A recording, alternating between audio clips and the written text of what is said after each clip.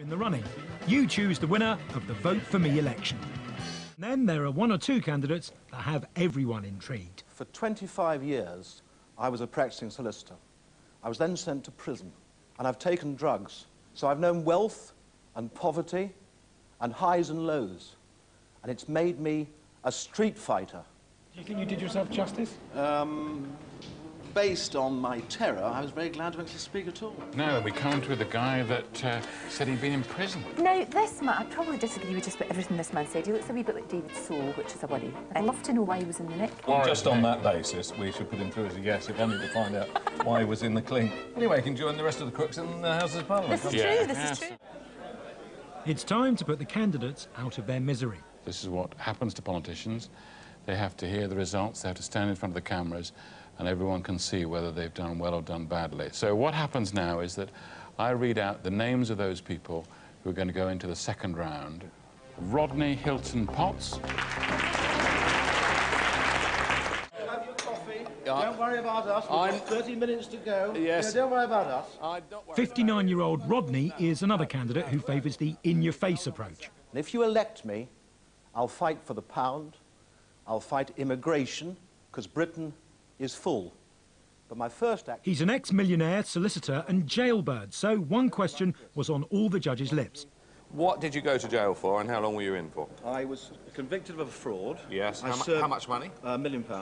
And who did you defraud? I defrauded, if I was guilty... Yes, the Royal if Bank you of were Scotland. guilty, Yes, yeah. I was not guilty. Yes, OK. We'll just say for the sake of argument that I'm siding with the jury on this one. Okay? When you've been to Brixton Prison, mate, Tony Blair holds no fears for me, or the House of Commons. What did you learn about people, right, when you were in jail? About prisoners, yes. First of all, prisoners, 95% of prisoners are scum.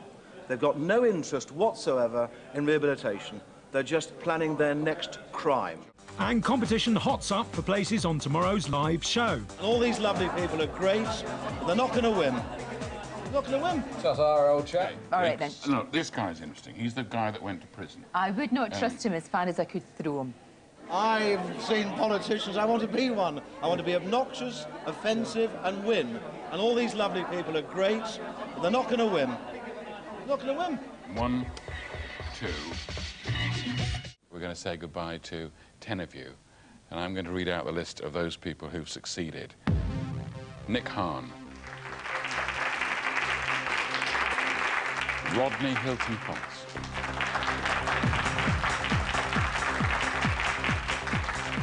As the wheat is sorted from the chaff, we're down to our last 15. Rodney Hylton-Potts is a 59-year-old legal consultant from West London who spent over 2 years in prison for £1 million fraud. Now, are there going to be some people that say, right, he should not be an MP in any circumstances, there should be no question of him doing well in a contest like this? There'll be people who will say that, yes. And why are they wrong, in your view? They're wrong because people make mistakes in life, and the important thing is to learn from them. In your manifesto, you say that you need policies to reduce our population. Yes, I'd have a complete ban on immigration. We've done our bit. A complete ban, a complete ban, a total ban, a total ban. So no families, no relatives? No, for the moment. For the moment. Maybe in 5 years we look at it again. But now we're closed for business. Oh, that's a tricky one, I have to say. He's engaging in so many ways, but in other ways it's impossible, But then you isn't it? just scratch the surface and scariness comes out. Somebody like Rodney's future should be decided by the viewers and should not necessarily be decided by us. I want to be a politician, and the only way I can do it is by winning the programme. First to face the residents is candidate number 1, Rodney. Do you want better housing? Do you want no immigration? Do you want the paedophiles castrated? Well, give me a message. Yeah.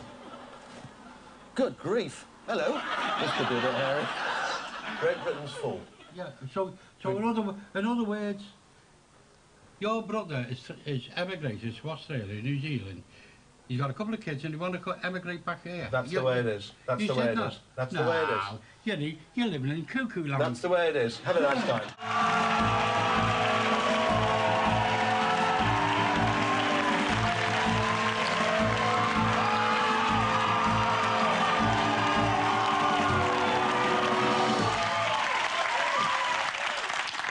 Rodney Hylton-Potts is a 58-year-old former fraudster from London. He wants out of Europe and an end to immigration. Our pensioners didn't fight 2 world wars to save this great country, to have it swamped with immigrants and governed by faceless bankers in Brussels. Let's get out of Europe, stop immigration, and let's get our great country back.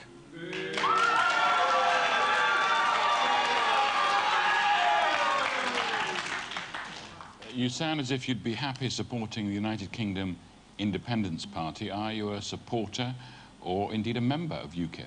Neither, as you know. Last night, both you and Kelvin urged the public to vote me off. But no, hold on a moment.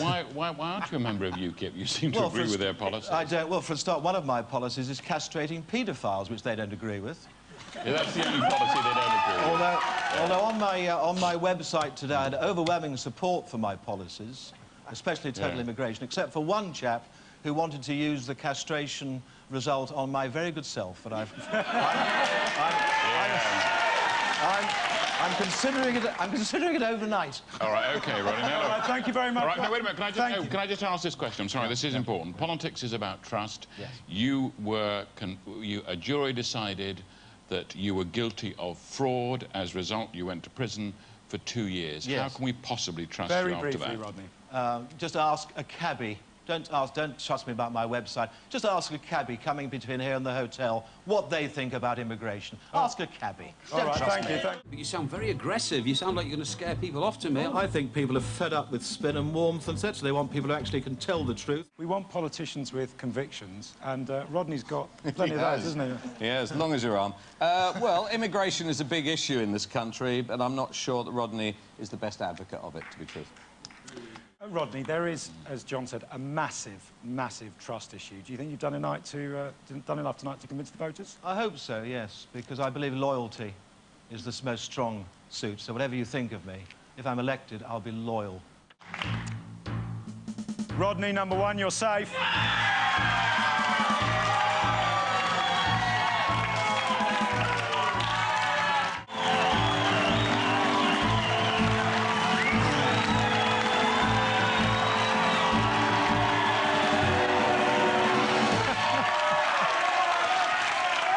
John, the first. Right.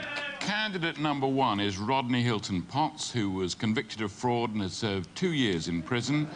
That's not stopped him, maybe it's encouraged him to seek a political career.